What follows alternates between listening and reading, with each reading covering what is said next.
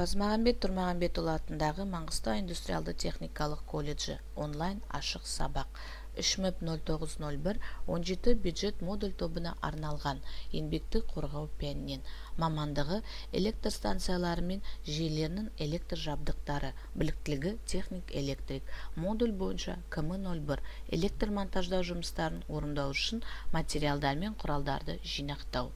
Мен Хуханова Гүлмира Жұмабаевна, мұнай-газ ісі пәндерінің бірлестігінің еңбекті қорғау және өндірістік экология негіздерінің арнайы пән оқытушысымын. Сәлеметсіз бе студенттер? Сабағымыздың мақсаты электроқауіпсіздік шаралары туралы түсіндіру, қауіпті заттар мен қауіпсіздік жағдайлармен таныстыру және олардан сақтана білуге үйрету. Барлығымыз көріп тұрғандай, алдымызда әртүрлі фотосуреттер тұр.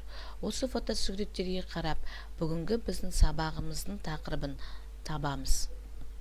Дұрыс, сабағымның тақырыбы адам ағзасына электротоғының әсері. Бүгінгі сабағымызда нені білеміз? Адам ағзасына электротоғының әсері, электр жарақаттанудың себептері. Электротоқпен адам зақымдалғанда өте күрделі. Адам электротоқтың зақымданудың екі түрі бар. Ол электр соққы және электр жарақат. Электр соққы кезінде адамның денесі бүтіндей зақымдалады. Электр соққы дегеніміз адам ағзасында физиологиялық процестің бұзылуы және ағзаның тұтас бүлінуіне әкеледі.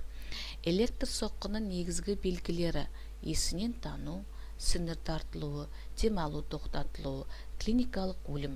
Электр соққы кезінде клиникалық өлім болуы мүмкін. Клиникалық өлімнің уақыты 3-5 минутқа дейін болады. Электр жарақат дегеніміз. Электр жарақат дегеніміз адам электротоқпен зақымдалса, электр жарақат деп айтады. Жергілікті электр жарақатына электр күйіктер, электрлік белгілер, терінің металдануы, механикалық зақымданулар, аралас жарақаттар жатады. Адам тоқ ұрғанда химиялық, термиялық, биологиялық әсер болады. Химиялық әсер дегеніміз адамның қаны бөлінеді, ыдырайды, күйеді. Термиялық әсер дегеніміз адамның денесі күйеді, терісі де күйеді. Әр жерінен күйік қан тамырларының, нерв жүйелерінің қызуымен байланысты. Биологиялық әсер дегеніміз адамның буындары тартылып, жүрек, өкпе қысылады. Нәтижесінде қан айналу мен тыныс алу мөлшерінің жұмысы нашарлайды. Ол кезде адам паралич болуы да мүмкін. Адам тоқ ұрғанда адамның денесі күйеді. Күйіктің 4 дәрежесі бар екен. Бірінші ол терінің қызаруы, екіншіден терінің ұсақ көпіршіктерінің пайда болуы, үшіншісі барлық қабаттардың жансыздануы, төртіншісі клеткалардың өлуі. Ең ауыр жарақат адамға ол адамның денесі күйгенде. Электр жарақаттанудың себептері неден болады екен? Электр қондырғыш пайдалануда қауіпсіздік ережесін бұзу, тоқ жүретін бөліктерді қоршау қанағаттандырғысыз, жұмыс орнында сапасыз және уақытында нұсқау берілмеуі, жұмысшылардың электр қауіпсіздіктің негізгі ережелерін сақтамауы. Әр қауіпті аймақтарда және арнайы жерде қауіпсіздік белгілер тұру қажет. Ескерту, тыйым салыну, алдын алу, жұмыс орнында барған кезінде міндетті түрде жұмысшының үстінде арнайы киім және жеке қорғаныс құралдары болуы қажет. Қандай жеке қорғаныс құралдары біз білеміз? Дұрыс, диэлектрлік қолғап, электроқоршаланғыш каска, диэлектрлік боты, диэлектрлік галош, диэлектрлік кілемше, оқшауланған төсеніш. Электр тоққа соққан кезде зақымданушыға алғашқы көмекті көрсету керек. Біріншіден, рубильник немесе ажыратқышты ажырату керек. Әрбір жұмысшы өзінің жұмыс орнында кернеу беретін рубильниктің орнын білу тиіс. Егер рубильник болмаған жағдайда, немесе щит табалмаған жағдайда, немесе далалық жағдайда адамды қалай тоқтан босатып ала аласыңдар? Көріп тұрғандай алдымызда әртүрлі суреттер бар. Енді балдар, босату түрлерін қарайықшы. Қолдымызда құрғақ сабы ағаш болсақ, ол құрғақ сабы ағаш арқылы бетіндегі сымды тартып, адамдан тоқтам босатып аламыз. Немесе диэлектрлік штанга арқылы тоқтам босатуға болады. Қолыңызда диэлектрлік қолғап болса, ол адамды жағадан тартып, қауіпсіз аймаққа апару керексіңіз.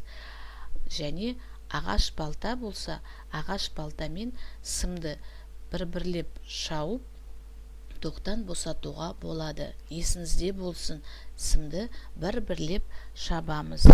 2-3 сымды бірлет шабуға болмайды, себебі замыкание болып, өрт болуы да мүмкін. Ал қазір балдар, видеоға назар аударайық. Адам тоққа түскенде қасындағы жұмысшы қобалжымай алғашқы көмекті көрсету қажет. Ең бірінші, тоқты ажырату керек. Адамды тоқ күшінен босату қажет.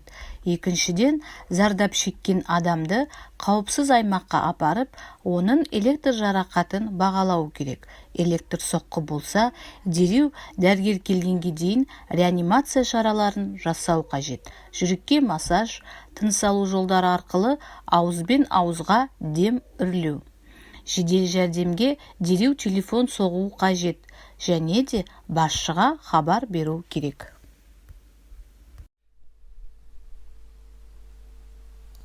Жаңа сабақты бекіту мақсатында біз ойын ойнайықшы. Сәйкестік тест сұрақтарына жауап беріңіз. Алдымызда 5 сұрақтар, 5 жауабы бар. Енді осы сұрақтарға жауап табайық. Электр тоқпен зақымданудың неше түрі бар? Дұрыс жауабы Г. Электр жарақат, электр соққы. Күйіктің неше түрі бар? Қандай? Дұрыс жауабы А. Күйіктің 4 дәрежеде сипатталады. Терінің қызаруы, терінің ұсақ көпіршіктің пайда болуы, терінің барлық қабаттардың жансыздануы және де клеткалардың өлуі. Әрбір жұмысшы жұмыстың орнында нені білу тиіс? Дұрыс, әрбір жұмысшы өзінің жұмыс орнында кернеу беретін рубильниктің орнын білу тиіс. Зақымдалған адамды алғашқы көмекті қалай көрсету керек? Дұрыс, біріншіден рубильниктен ажыратып, ол адамды тоқ күшінен босату керекпіз. Адам организмнен тоқ өткенде қандай әсер етеді? Дұрыс жауабы Ә. Химиялық әсер, термиялық әсер және биологиялық әсер етеді. Енді балдар, біздің екінші ойынымыз ол тәжірибелік жағдай. Тоқ ұрғанда адамға қандай алғашқы көмек көрсете аласыңдар? Алдымызда рубильник, трансформатор немесе щитті ажыратамыз. Адамды тоқ күшінен босату керекпіз. Далалық жағдай болса, жұмыстың орнында щит, трансформатор табалмаған жағдайда, ол адамды құрғақ ағашпен, диэлектрлік штангымен тоқтан босатуға болады. Немесе қолыңызда диэлектрлік қолғап болса, жағадан тартып, адамды тоқ күшінен босатамыз. Алдымызда балта болса, құрғақ сабы ағаш балта, сымды бір-бірдеп шауып, адамды тоқ күшінен босатып, қауіпсіз аймаққа апарамыз. Енді сабағымды қорытындылай келсек, бүгінгі біз сабағымызда адам ағзасына электр тоғының әсері қандай екен? Электр жарақаттанудың негізгі себептері, жарақат алған адамға қандай алғашқы көмек көрсету керек екенін қарап шықтық. Үй жұмысында мен сізге осы сұрақтарды дайындадым. Электроtoғының адам организміне әсері қандай? Жарақаттанудың неше түрі бар? Тоқ өту жолдары қандай? Күйік неше дәрежеде сипатталады? Электрлік белгілердің күйігі қандай? Терінің металдануын қандай? Механикалық жарақат дегеніміз не? Қорғану құралдары дегеніміз не? Электр тоқы соққан кезінде зақымданушыға қандай көмек көрсету керек? Осы сұрақтарды электронды журналға тіркедім. Барлық сұрақтарын қарап шыққаннан кейін барлығыңызды бағалаймын. Үйге тапсырма. Осы Князевский кітаптарды үйде конспекттеу. Сол конспектті менің WhatsApp-ма немесе электронды почтама жіберу. Сау болыңыздар, балдар.